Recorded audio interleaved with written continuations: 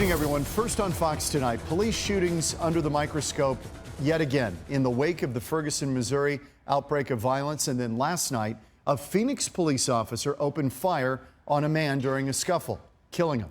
Police say the officer believed that man had a gun and the officer feared for his life, but it turns out that man was unarmed. Linda Williams here now with more on the investigation. Linda. John and Carrie, Phoenix police say they are very aware of the scrutiny they're under in this shooting, especially in light of the events in Ferguson. So they gave a timeline today, a very detailed one, of how events unfolded last night.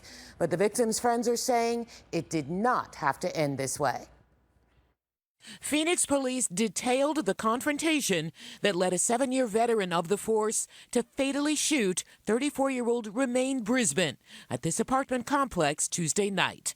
This young man says he was in the car with Brisbane and that they had just returned from McDonald's when the officer approached. I didn't hear the police say nothing. I didn't hear the police say freeze. I didn't hear the police say anything of police nature. Like you hear police. I heard it afterwards, but I didn't hear it before. Police say Brisbane ran and was not obeying any of the officer's commands to stop and show his hands.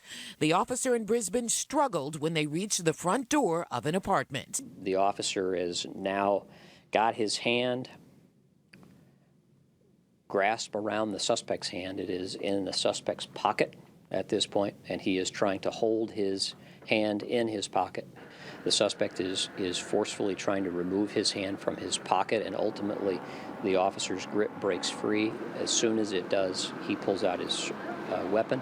The 30-year-old officer fired twice, fatally wounding Brisbane. This one went bad from the standpoint of how it ended, but the officer was doing exactly what we want him to do, and that is fight crime. You couldn't handle the situation in a different way besides shooting him? You know, I find that a little far-fetched, hard to believe, but, you know, we stay in America. This is the police state. It's the war machine state. They killing all of us. So it's just how it go. Police say Brisbane had a pill bottle in his pocket containing oxycodone. They also say they found a gun and marijuana in his car. Now, the apartment he was running to belonged to his girlfriend. There were 2 very young children inside that apartment.